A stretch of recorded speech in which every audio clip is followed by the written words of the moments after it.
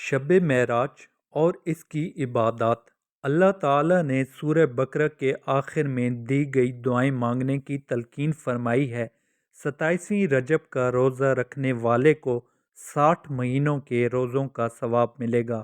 معراج پیغمبر اسلام کی زندگی کے ان واقعات میں سے ہے جنہیں دنیا میں سب سے زیادہ شہرت حاصل ہوئی۔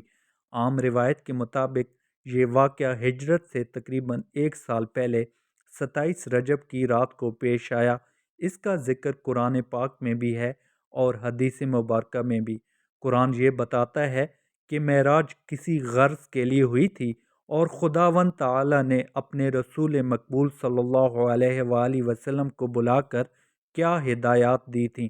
حدیث مبارکہ میں بھی یہ بات پتہ چلتی ہے کہ معراج کس طرح ہوئی اور اس سفر میں کیا واقعات پیش آئے۔ حضور کریم صلی اللہ علیہ وآلہ وسلم نے فرمایا، منازل طے ہونے کے بعد خداوند تعالی مجھ سے قریب ہوا اور قرب میں اضافہ ہوا، حتیٰ کہ میرے درمیان اور جلوہ ربوبیت کے درمیان 2 ہاتھ کا فاصلہ رہ گیا۔ اس کیفیت کا ذکر باری تعالیٰ نے قرآن کریم میں یوں فرمایا، جس کا مفہوم ہے، پس آپ صلی اللہ علیہ وآلہ وسلم اللہ تعالیٰ کے قریب ہوئے اور اللہ تعالیٰ بھی قریب ہوئے، اور فاصلہ اتنا رہ گیا جتنا کہ کمان کا تیر سے ہوتا ہے، بلکہ اس سے بھی قریب۔ اس قرب کے مقام پر پہنچ کر بھی حضور کریم صلی اللہ علیہ وآلہ وسلم مطمئن رہے اور لبوں پر تبسم تھا۔ حضور اکرم کی آنکھ جو دیکھتی تھی، قلب مبارک اس کی تصدیق کرتا تھا۔ بارگاہ رب تعالیٰ نے یہ کمال ادب سکھایا کہ نگاہ مبارک ادھر ادھر نہ ہوئی، بلکہ پلک نہ جھمکی اور جلوہ ربوبیت بغور دیکھا۔ قرآن کریم میں اس کا بیان ہے۔ اس قرب خاص میں طالب و مطلوب کے خلوت راز میں راز و نیاز کے پیغام دیے گئے، اور اللہ تعالیٰ نے اپنے حبیب پاک کو اولین آخرین ظاہری و باطنی علوم کا وارث بنایا۔ شب معراج میں نبی اکرم صلی اللہ علیہ وآلہ وسلم کو بارگاہ الہی سے 3 تحفے عطا کیے گئے۔ نمبر 1، رحمت نے حق نے مصدع سنایا کہ امت محمدی میں ہر ایک بندے کو جو شرک کا مرتکب نہ ہو مغفرت سے سرفراز فرمایا جائے گا۔ نمبر 2، امت پر نمازیں فرض ہوئیں۔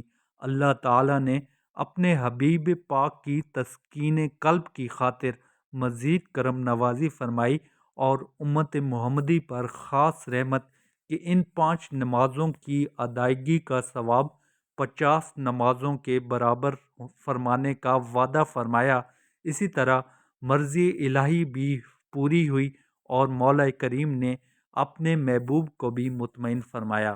نمبر 3، سورہ بقرہ کی آخری آیات، جس میں اس امت پر حق تعالیٰ کی کمال رحمت اور لطف و عنایت اور عفو و غفرت جس کی برنگ دعا اس امت کو تلقین کی گئی، اشارہ اس طرف ہے کہ سورہ بقرہ کے آخر میں جو دعائیں تم کو تلقین کہی گئی ہیں وہ ہم سے مانگو، ہم تمہاری یہ تمام دعائیں اور درخواستیں قبول کریں گے۔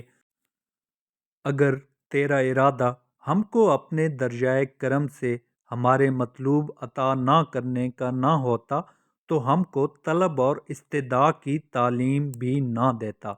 27ویں رجب کی رات کو حضور معراج پر تشریف لے گئے۔ ارشاد ربانی ہے جس کا مفہوم ہے، پاک ہے وہ ذات جس نے اپنے خاص بندہ محمد کو رات ایک قلیل حصہ میں مسجد حرام سے مسجد اقصیٰ تک لے گیا، جس کو گھیر رکھا ہے ہماری برکت نے، تاکہ دکھلائیں اس کو اپنی قدرت کے نمونے، اور وہ سننے والا دیکھنے والا ہے، جس سے اصل مقصد یہ تھا کہ آپ کو آسمانوں کی سیر کروائیں اور وہاں کی خاص خاص نشانیاں آپ کو دکھلائیں، جن کا کچھ ذکر سورہ نجم میں فرمایا ہے کہ آپ کو سدرۃ المنتہا تک تشریف لے گئے اور وہاں جنت و جہنم اور دیگر عجائب قدرت کا مشاہدہ فرمایا۔ وہی ہے جس کو چاہتا ہے اپنی قدرت کے نشانات دکھلاتا ہے۔ اس فضیلت کی رات کے متعلق حضرت ابو ہریرہ رضی اللہ عنہ نے بیان کیا کہ حبیب پاک صلی اللہ علیہ وآلہ وسلم نے فرمایا کہ جس نے 27ویں رجب کا روزہ رکھا اس کو 60 مہینوں کے روزوں کا ثواب ملے گا۔ اسی دن حضرت جبرائیل نبی کریم صلی اللہ علیہ وآلہ وسلم کی بارگاہ رسالت میں وہی لے کر نازل ہوئے۔ رسول اللہ صلی اللہ علیہ وآلہ وسلم کا ارشاد ہے کہ ماہ رجب میں ایک دن اور ایک رات ایسی ہے کہ اگر اس دن کوئی روزہ رکھے اور اس رات کو عبادت کرے تو اس کو 100 برس روزہ رکھنے والے اور 100 سال رات عبادت کرنے والے کے برابر اجر ملے گا۔ یہ رات وہ ہے جس کے بعد رجب کی 3 راتیں رہ جاتی ہیں، یعنی 27ویں شب۔ حضرت عبداللہ بن عباس کا معمول تھا کہ جب 27ویں رجب آتی تو وہ اعتکاف میں بیٹھے ہوتے تھے اور بعد نماز ظہر نفل پڑھنے میں مشغول ہو جاتے۔ اس کے بعد وہ 4 رکعتیں پڑھتے اور ہر رکعت میں سورہ فاتحہ 1 مرتبہ، سورۃ القدر 3 بار اور سورہ اخلاص 50 مرتبہ پڑھتے تھے، پھر عصر تک دعاؤں میں مشغول رہتے تھے۔ انہوں نے فرمایا کہ سرور کونین صلی اللہ علیہ وآلہ وسلم کا یہی معمول تھا۔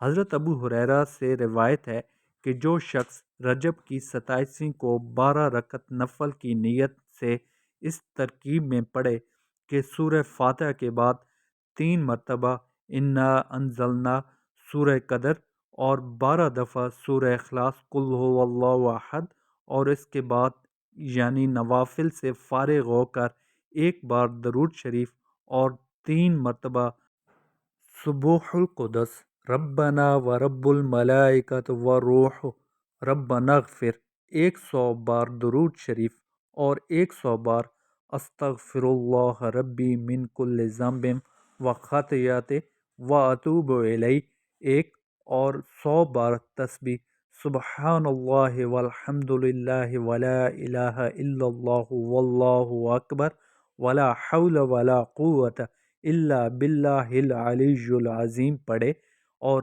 اپنے لیے اور اپنے ماں باپ کے لیے تمام مسلمانوں کے لیے دعا مانگے تو اللہ تعالیٰ نعمت عطا فرماتا ہے، مخلوق کا عمر بھر محتاج نہ ہوگا، ایمان پر خاتمہ ہوگا، اس کی قبر کشادہ کر دی جائے گی، جنت کی ہوائیں اسے پہنچتی رہیں گی، اللہ تعالیٰ کے دیدار سے مشرف ہوگا۔ بس آپ سے ایک درخواست ہے کہ اگر ابھی تک آپ نے چینل سبسکرائب نہیں کیا تو سبسکرائب کر کے اس نیک کام میں میرے ہم سفر بن کر، میرے اور اپنے لیے اچھائی کا باعث بن کر صدقہ جاریہ بنے۔ اللہ تعالیٰ آپ کو ڈھیروں نعمتوں سے مالا مال فرمائے اور آپ کو ہمیشہ خوش و خرم رکھے، آمین یا رب العالمین۔ ویڈیو اچھی لگے تو لائک اور شیئر ضرور کیجیے گا۔